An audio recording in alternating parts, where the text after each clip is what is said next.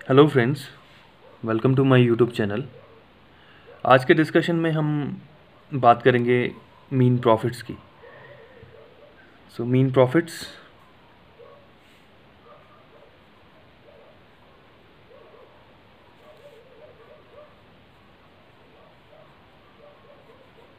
या mean profits क्या होता है, ये सीपीसी के सेक्शन 2 क्लॉज 12 में डिफाइंड है। तो मीन प्रॉफिट की बात करते हैं कि क्या मीन प्रॉफिट होता है। मीन प्रॉफिट किसी प्रॉपर्टी किसी प्रॉपर्टी का मीन प्रॉफिट क्या होता है। किसी प्रॉपर्टी का मीन प्रॉफिट वो प्रॉफिट होता है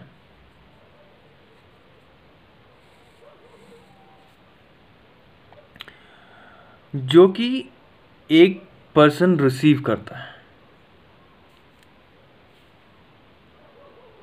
जो कि एक पर्सन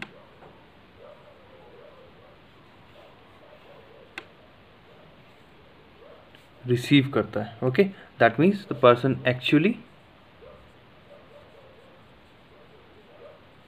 एक्चुअली और might have received, actually received or might have received।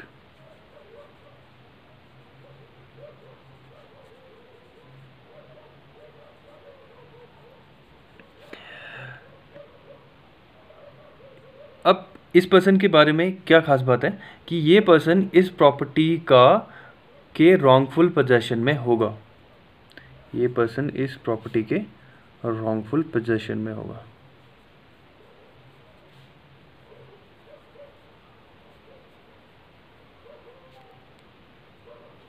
तो बात कर लेते हैं क्या होता है। अगर कोई पर्सन किसी की प्रॉपर्टी को रॉन्गफुली पजेस करता है और उस प्रॉपर्टी से वो कुछ प्रॉफिट्स, सर्टेन प्रॉफिट्स रिसीव करता है, तो वो प्रॉफिट्स मीन प्रॉफिट्स की कैटेगरी में आते हैं। इसमें प्रॉफिट के अलावा इंटरेस्ट भी आएगा जो कि इस प्रॉपर्टी से वो रिसीव कर रहा है। That means profit as well as interest on such profits.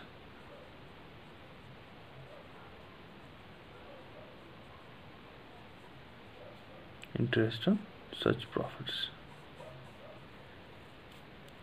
एक एग्जाम्पल के तौर में हम लोग ले सकते हैं कि अगर कोई एक ट्रेसपासर है और वो किसी के लैंड को रॉन्गफुली पजेस कर लेता है,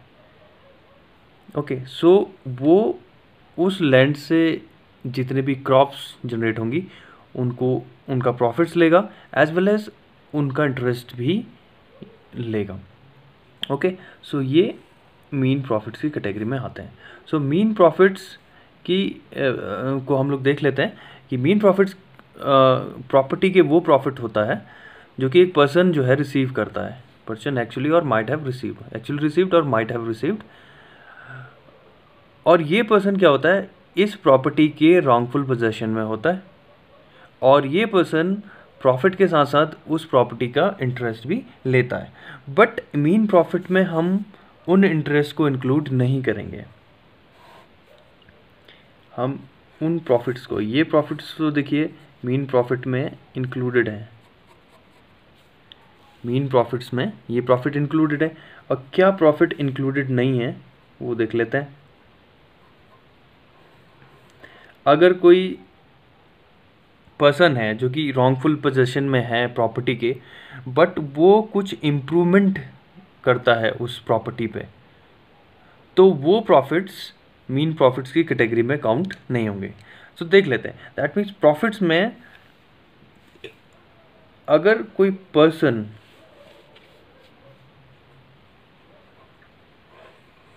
और हमें पता है कि ये पर्सन है रॉन्गफुल पोजीशन में,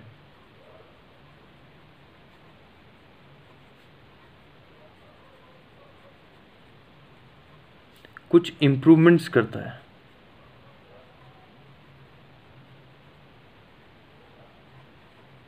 इम्प्रूवमेंट्स करता है प्रॉपर्टी में। Okay, improvements made.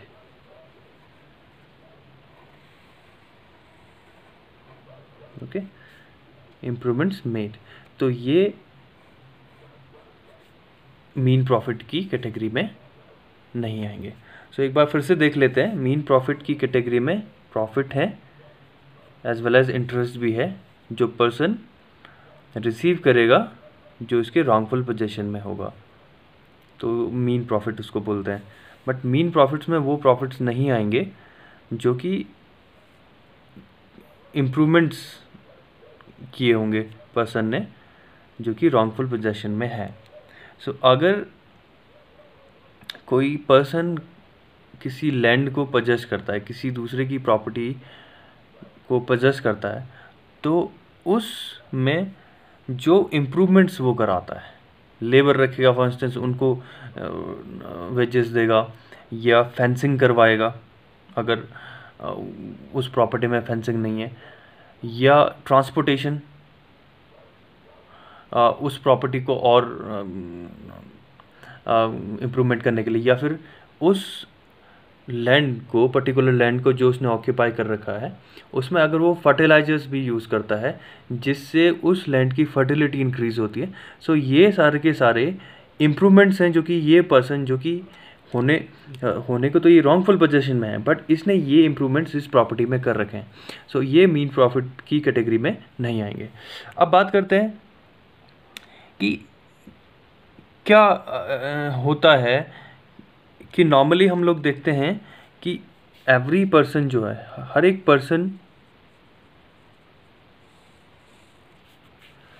पर्सन के पास राइट है। कौन सा राइट है? कि वो अपनी प्रॉपर्टी का पोजेशन या अपनी प्रॉपर्टी को पजेस करे, पोजेशन ऑफ हिज प्रॉपर्टी।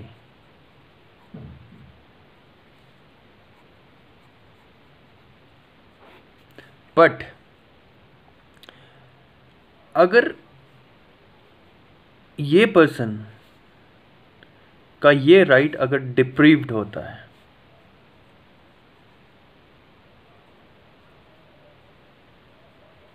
अगर इस पर्सन का ये राइट छीना जाता है, कौन सा राइट? उसकी प्रॉपर्टी को पजेस करने का राइट अगर इससे छीना जाता है, किसके through? By another person, by another person. तो इन शॉर्ट हम लोग बोल सकते हैं कि अगर पर्सन की जो ये पोजेशन ऑफ प्रॉपर्टी का राइट है, अगर वो अनदर पर्सन डिप्रीव करता है, तो इस पर्सन, ये पर्सन बाय लॉ, ये पर्सन बाय लॉ एंटाइटल्ड होगा।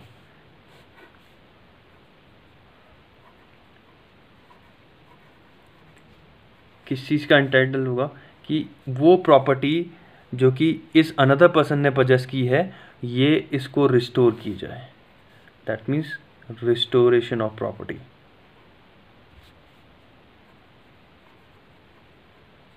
Restoration of possessed property, possessed property. तो इस पर्सन ने जो इस पर्सन की प्रॉपर्टी को पजेस कर रखा है, उसको रिस्टोर करने का राइट उसको मिल जाएगा। और साथ साथ जो डैमेजेस इसने बियर किए हैं, सपोज कीजिए एक सर्टेन सीजन में ये पर्सन क्रॉप्स उगाने वाला था और उससे उसको कुछ इनकम होती, बट वो जो राइट है वो इस पर्सन ने इससे डिप्रीव कर दिया है। सो दैट मीन्स कि इन सेंस इस पर्सन को डैमेजेस हो गए by this person. So that means कि तो क्या होगा? ये पर्सन एंटाइटल्ड होगा डैमेजेस के लिए।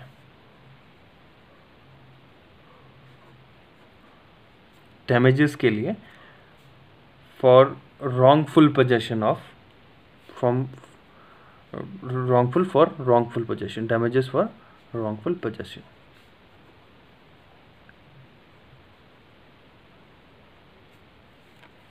ओके,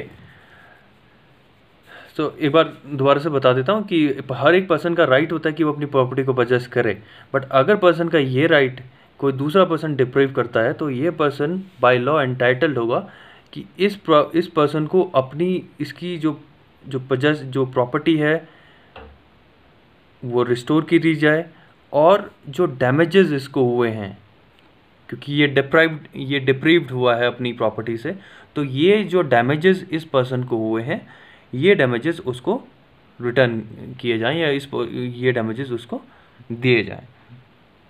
तो हम लोग बोल सकते हैं कि ऑब्जेक्ट क्या होगा, कि क्या ऑब्जेक्ट है मीन प्रॉफिट्स का।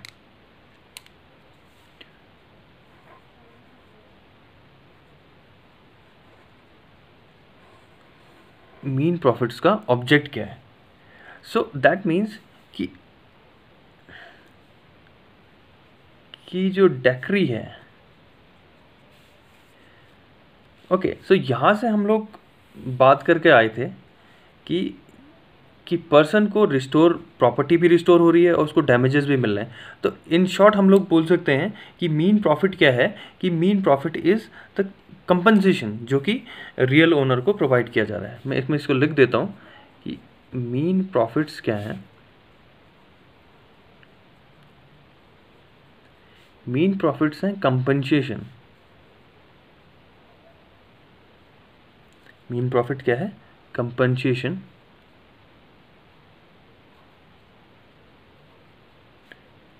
Okay, compensation paid to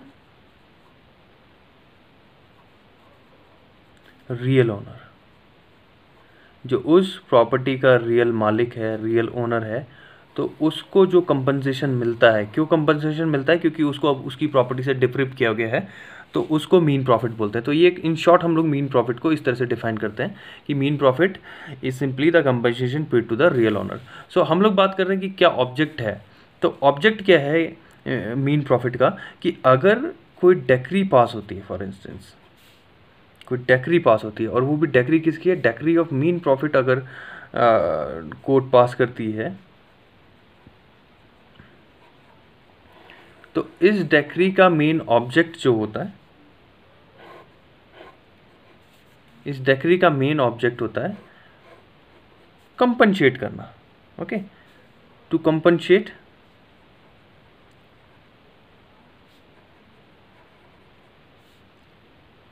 person, simple सा। ओके, सो अगर कोर्ट डेक्री पास करती है मीन प्रॉफिट की, तो उस डेक्री का मेन ऑब्जेक्टिव या एम क्या होता है कि वो उस पर्सन को कंपनसेट करेगा। और ये पर्सन क्या है? कि ये पर्सन जो कि अपनी पोजेशन से डिप्रीव्ड किया हुआ है, deprived of his possession of property, his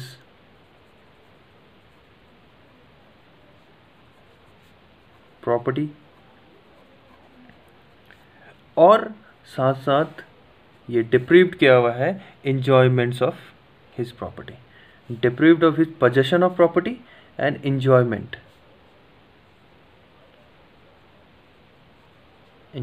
of his property,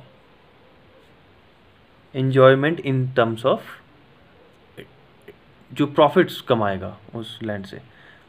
सो अगर मैं किसी लैंड का ओनर हूँ तो मेरा उस लैंड का पोजेशन होगा, एज वेल एज उस लैंड में जो क्रॉप्स ग्रो होंगी वो उस लैंड का या उस प्रॉपर्टी का इंजॉयमेंट होगा, जो कि मैं एज ए रियल ओनर उसको लूँगा। सो अगर ये चीज़ें मुझसे डिप्रीव्ड हो रही हैं तो ये ऑब्जेक्ट है कि मेरे को ये चीज़ दी जाए with the help of the decree of mean profits. Okay, enjoyment of his property, enjoyment of his property. So ये एक फेमस केस है सुप्रीम कोर्ट का, लूसी वर्सेस मरियप्पा। ये जो है लूसी वर्सेस मरियप्पा,